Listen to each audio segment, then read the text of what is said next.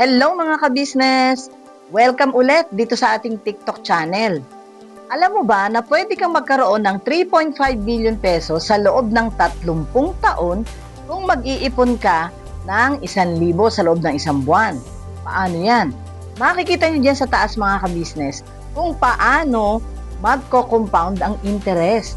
Kung halimbawa, nag-ipon ka ng 1,000 sa loob ng 30 taon, makikita nyo, sa galaw ng inyong ipon, 5 years, 10 years, 15 years, 20 years, 30 years, legit na legit, meron kang 3.5 million pag nag-ipon ka ng 1,000 pesos sa loob ng 30 taon.